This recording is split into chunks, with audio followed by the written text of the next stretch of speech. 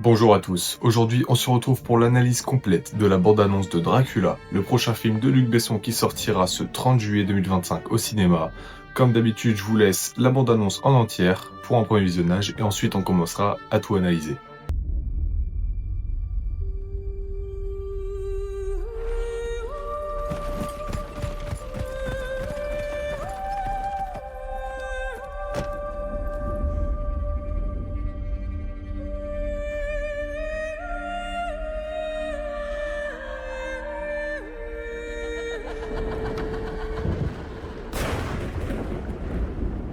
Tell me your story.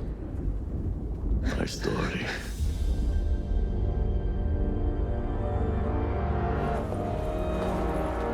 Well, 100 years ago, I asked a priest that God spare my wife.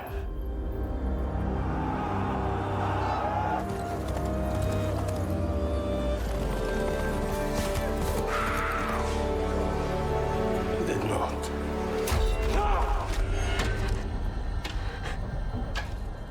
Tell your God. My life no longer belongs to him. Since then, I've lived on waiting for her return.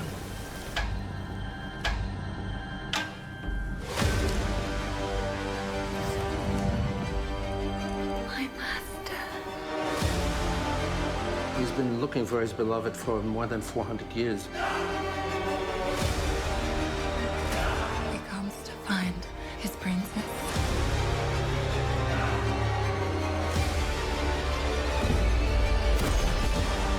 This man is the devil. Mina's in danger. Repent for your salvation.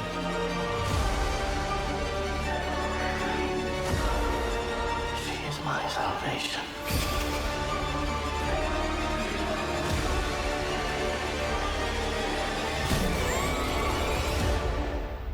But you are her damnation.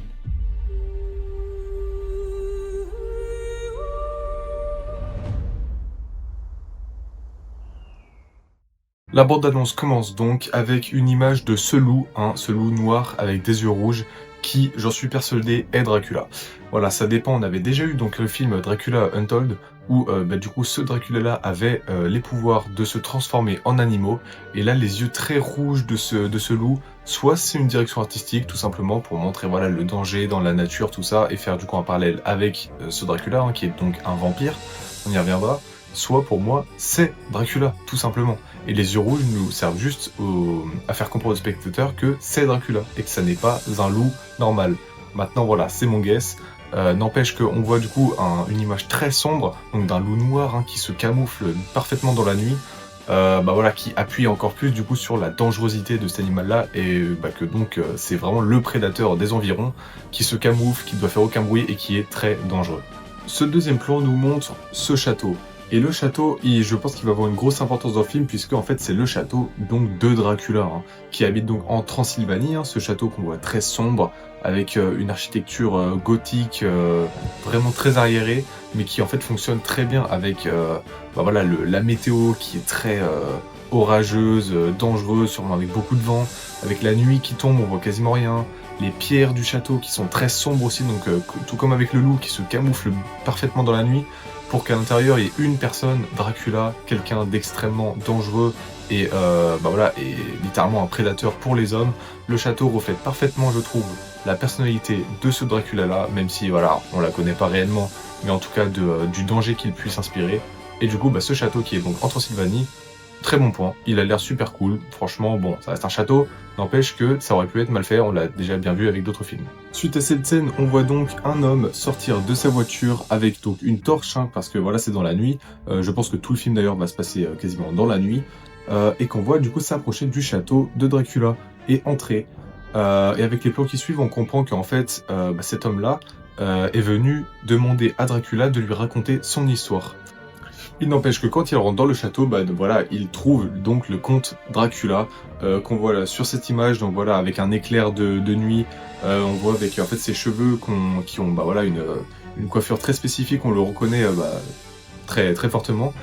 Donc voilà, ce comte Dracula, donc voilà, qui l'accueille dans son château pour discuter avec lui. Apparemment sans agressivité, Pour ça, il veut juste lui raconter son histoire, comme on peut le voir justement là aussi, où en fait on voit donc son visage, hein, et on voit que bah, voilà, il n'est pas en train d'attaquer cet homme-là ou quoi, donc il est prêt à discuter, c'est pas une bête sauvage, et c'est intéressant. Les plans suivants nous permettent d'introduire le personnage d'Elizabeth, hein, donc, qui est donc en fait la femme de Vlad, donc du comte Dracula, qui n'est pas interprétée par Lily Collins. Oui, je suis peut-être le seul fou du bus qui avait cru que c'était elle, n'empêche que ça n'est pas elle. L'actrice s'appelle Zoé Sidel, et sur ces deux photos-là, essayez de trouver qui est Zoé Sidel, qui est Lily Collins, je vous jure qu'elles sont sœurs. Encore une théorie foireuse, mais elles sont sœurs. C'est sûr, c'est des copies conformes. Bref, tout ça pour dire que donc ce personnage a l'air d'être une reine, hein. Elle a l'air d'être importante, hein, comme on le voit à son accoutrement avec sa robe et son espèce de couronne. Donc elle a l'air d'être une femme importante. Et bah du coup on en attend beaucoup de ce personnage parce que sur les scènes d'après, on entend Dracula dire il y a 400 ans j'ai demandé à un prêtre d'épargner ma femme et il ne l'a pas fait. Donc on comprend qu'elle meurt, qu'elle décède et que l'intrigue du film tourne autour justement de sa mort. Donc voilà, on nous montre un plan où Elisabeth fuit à cheval, elle fuit 3 hommes à cheval. Et même si on voit Vlad du coup arriver presque juste à temps et se battre contre des hommes, et ben ça ne suffit pas, voilà. Et du coup sa femme se fait avoir par un carreau d'arbalète, donc par derrière, hein, et donc elle en meurt. Et le film commence sur ça, ou en tout cas j'imagine que toute l'histoire du film se concentre autour de sa mort à partir de cet instant. Alors déjà là, on peut avoir plusieurs questions. Pourquoi ces hommes-là voulaient s'en prendre à Elisabeth? Qui sont ces hommes-là? Sur ordre de qui ont-ils fait ça? Tout ça, c'est des questions donc, qui seront répondues dans le film, mais ça nous permet surtout d'avoir justement ces deux plans-là, où Vlad dit « Va dire à ton Dieu », donc en attaquant un prêtre, hein, j'imagine, que ma vie ne lui appartient plus. Donc on a un Vlad qui a demandé à Dieu d'épargner sa femme. Sa femme est décédée, et donc il renie complètement ce Dieu, donc on imagine qui est donc Jésus, hein, donc qui est christianisme, qui justement la figure de Dieu va être très présente dans le film, et va constamment être en opposition avec Dracula, puisque lui sera vu comme le diable, comme un démon. Donc voilà, on a un Vlad qui renie son Dieu et qui décide de se faire justice lui-même, en tout cas on imagine. On retrouve ensuite un plan sur justement le comte Dracula qui en fait il passe son temps sur la tombe donc de sa femme, et on voit sur plusieurs plans que voilà, la saison a changé et la météo n'est pas la même, donc ça doit faire plusieurs mois voire années qu'il va tous les jours sur la tombe de sa femme et qu'il ait vraiment été affecté et profondément meurtri par justement le meurtre de sa femme. On a également un plan sur donc le lit, hein, qui doit être sûrement leur lit conjugal, où Dracula dort, ou plutôt pleure, à côté de la robe donc de sa femme, hein, pour encore plus marquer la tristesse de sa disparition. Et donc suite à ça, on a donc voilà réalisé par Luc Besson, et on retrouve Dracula, donc qui a l'air, après plusieurs années ont l'air de s'avoir passé, et on le retrouve avec un accoutrement très chic, avec un long manteau noir, un chapeau haut de forme, donc il est un petit peu riche quand même, et qui vient dans ce qui semblerait être un asile, comme on voit des malades avec presque une muselière, en fait, un espèce de masque sur le visage. On ne sait pas vraiment pourquoi, mais du coup on devine qu'il est dans un espèce d'asile, de prison, pour venir chercher quelqu'un. Et juste après, on a un plan sur une jeune femme, donc en robe toute blanche, qui dit « mon maître », en parlant donc justement du comte Dracula. C'est un vampire. C'est sûr que c'est un vampire. C'est très intéressant parce que du coup, ça veut dire que Dracula s'entoure de personnes, recueille des personnes, se crée un petit peu une espèce de, pas d'armée, mais on sait pas vraiment, en tout cas de groupe, qu'il transforme en vampire. En tout cas, c'est pas encore sûr, mais je pense que c'est ça. Et tout de suite après, on nous montre un plan donc sur une ville qui a l'air d'être des années et des années plus tard. Presque 200 ans, je pense, d'écart entre les deux. On le voit justement avec l'architecture des bâtiments, tout ça. Donc le temps a l'air de s'être passé. Et c'est pas étonnant qu'il soit toujours là, parce que voilà, Dracula peut vivre extrêmement longtemps. Il a une longévité immense. Donc ça peut être justement très intéressant de traverser les époques à travers ce personnage, et à travers justement de la recherche de sa femme, ou en tout cas de quelque chose lié à sa femme. Problème étant que, sur ce plan-là, bah c'est sa femme. C'est sa femme, c'est donc Elisabeth qui est là, en tenue un petit peu, voilà, donc d'aristo, hein, vraiment de la haute... voilà, de la haute noblesse française, hein, comme ça se voit, on était à Paris, on verra sur d'autres plans, mais elle est là. Elle est là. Alors qu'elle est morte 200 ans avant. C'est un vampire. C'est donc sûr que c'est un vampire. Parce que comme on avait le plan sur sa tombe où il a dit « Aujourd'hui, je vis dans l'attente de son retour », généralement, quand quelqu'un est mort, on sait qu'il va pas revenir. Sauf peut-être si c'est un vampire. Ou du coup, il pourrait revenir parce qu'on sait pas, machin, il a des pouvoirs, tout ça. Donc, elle est là. Elle est là, 200 ans plus tard. On a ensuite un plan sur cet homme-là, donc qui est en fait Christopher Waltz, que vous avez sûrement déjà dû voir dans Inglourious Basterds, qui interprète apparemment un prêtre. Alors, qui est-il dans le film? On ne sait pas. Sûrement, il est important. Peut-être que voilà, il va avoir une discussion ou un impact avec Dracula directement. Mais en tout cas, il a l'air important. Mais c'est un prêtre. Donc c'est un prêtre, il est donc en opposition avec Dracula, donc ils vont sûrement pas se faire des bisous, mais on verra. Et puis donc comme je l'ai dit tout à l'heure, hein, voilà, je pense que je l'avais deviné, on a donc Dracula, on devine que c'est lui, qui apparaît en haut d'une colline, donc en armure, et derrière lui avec son armée, en fait une armée que j'estime être une armée de vampires. Voilà, je pense qu'ils sont tous des vampires, parce qu'en soi ils sont pas beaucoup, hein. Ils sont pas beaucoup, on la voit sur la colline, ça fait impressionnant, mais en soi, vous les comptez un par un, ils sont pas beaucoup. Donc je pense que c'est tous des vampires, et qui doivent, on ne sait pas trop pourquoi, mais ils vont attaquer une ville, hein, ça c'est sûr. Dans quel but, je ne sais pas, peut-être délivrer donc voilà, sa femme, Elisabeth, de on ne sait où, mais en tout cas, je pense que c'est tous des vampires. Le plan d'après nous confirme bien donc qu'il vient chercher sa princesse, hein, tout comme voilà, c'est écrit dans les sous-titres. Il vient chercher sa princesse, il vient chercher sa femme, Elisabeth, qui est donc toujours là. Elle est toujours là. Elle est toujours là. Ça fait 200 ans qu'elle est morte, elle est toujours là. C'est sûr, c'est une vampire. C'est sûr, c'est une vampire. On a un plan sur Dracula qui descend donc en armure, hein. En armure et avec deux personnes qui le suivent derrière lui. Donc voilà, on s'imagine que c'est ses alliés et qui va chercher quelque chose ou qui s'introduit quelque part, on ne sait pas, mais n'empêche qu'il a une armure, donc il a quand même des ressources, il peut se défendre, et il a donc des alliés. Donc des alliés qui sont sûrement des membres de son armée, hein, de son armée de vampires, même si tout ça n'est pas sûr. On a ensuite un plan donc sur donc Elisabeth et ce qui doit être une amie à elle, une amie hein, qui regarde donc un feu d'artifice. Alors pourquoi il y a un feu d'artifice, on ne sait pas. Est-ce qu'il fait quelque chose, on ne sait pas. Mais on voit aussi, et après surtout, donc Dracula qui a l'air de se battre dans ce qui a l'air d'être une église. Il se bat dans une église. Donc faire couler du sang dans la maison de Dieu, c'est pas fou. Mais du coup, il n'y a que lui hein, qui peut se permettre de faire ça, puisqu'il a renié donc, la religion, il a renié son Dieu. Donc se battre dans une église et ôter la vie donc des enfants de Dieu dans la maison de Dieu, c'est hyper symbolique.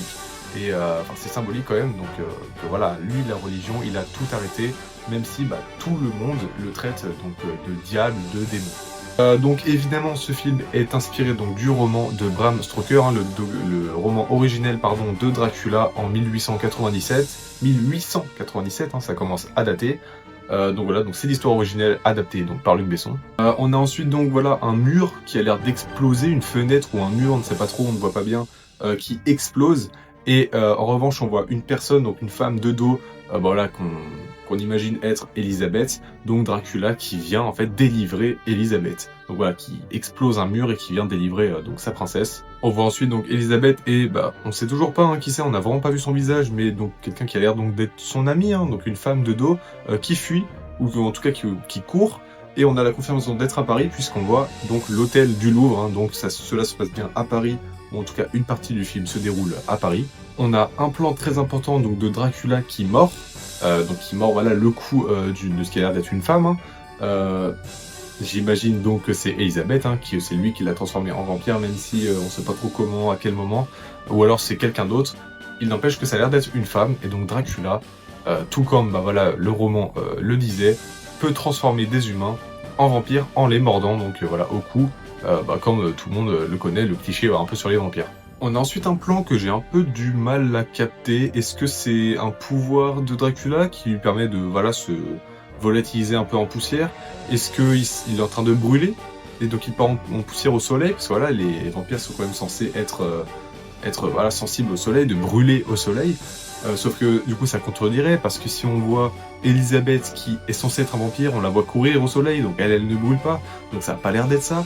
On sait pas trop ce qui se passe dans cette scène, mais elle est là. Donc voilà, on devine que donc Dracula était dans le lit avec Elisabeth juste avant, et que là, soit il part, soit il tombe en poussière, on ne sait pas trop. Mais en tout cas, on verra ça, et j'ai hâte de comprendre ce qui s'est passé. On a ensuite, du coup, en fait, la jeune fille de tout à l'heure, qui appelait Dracula mon maître, c'est la même. Et là, on voit très bien donc que c'est un vampire. On voit avec ses dents, et on voit qu'elle fait brûler une croix juste en la regardant. Donc en insistant dessus, en la regardant, la croix se brûle. Donc voilà, donc c'est un vampire. Et donc, on peut déduire logiquement que Dracula l'a transformé en vampire. Ensuite, on a un plan assez intéressant sur donc ce qui a l'air d'être une statue de Jésus qui pleure, donc qui est avec une larme de sang. Voilà, est-ce que c'est une éclaboussure? Est-ce que c'est juste un petit effet de mise en scène pour faire comprendre que Dieu les regarde et Dieu est triste de ce qui se passe, on sait pas, mais en tout cas c'est très symbolique, comme la religion est très présente dans ce film, c'est un peu normal d'avoir des figures comme ça, des représentations un peu à la volée donc du Christ et de ses impressions, même si là c'est à travers une statue. Et on a ensuite donc un espèce de petit time-lapse donc d'Elisabeth. À travers les époques, on a l'impression qu'elle a des habits différents à chaque fois, et ça a l'air d'être dans des endroits et dans des époques différentes, sauf qu'elle garde le même visage, donc elle n'a pas l'air de vieillir, tout comme un vampire le ferait. Donc voilà, c'est encore plus sûr que c'est un vampire. N'empêche qu'on peut encore s'attendre à des miracles, on sait jamais, mais il y a un plan surtout qui était assez intéressant, c'est que on la voit donc sur ce plan-là, où elle est d'un côté, mis de l'autre. En fait, elle est à la fois une époque, à la fois une autre. Elle a à la fois tels habits, et à la fois d'autres. On la voit qu'elle est coupée. Est-ce que c'est juste un élément de mise en scène, comme ça, pour la bande-annonce, pour faire comprendre qu'elle traverse un peu les époques? Est-ce que c'est autre chose? Est-ce qu'elle est à la fois dans les deux, elle est dans le passé et dans le présent? On sait pas vraiment. Bref, ça peut être intéressant, il y a quelque chose à faire avec ce personnage, et surtout avec cette situation.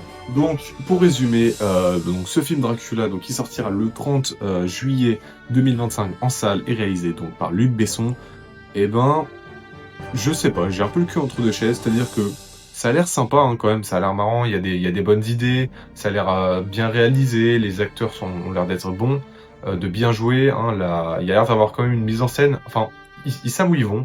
Je pense que le film va suivre une histoire qui a l'air très bien adaptée. Du côté scénario, je m'en fais pas trop. Côté réalisation, ça devrait aller non plus, ça a l'air quand même assez joli, même si je pense que le film sera très sombre. Vraiment très très sombre. Et donc ça c'est un peu chiant, quand tu vois rien du film, même si c'est pour l'ADA, c'est pour la mise en scène, c'est sombre. Et quand tu vois rien du film, c'est chiant. N'empêche que moi j'irai voir le film donc jour 1 à sa sortie. Et donc je vous ferai la critique qui arrivera 2 ou 3 jours plus tard. Sur ce, j'espère que vous avez aimé la vidéo. N'hésitez pas donc à vous abonner, et nous on se retrouve pour une prochaine vidéo. Bonne nuit.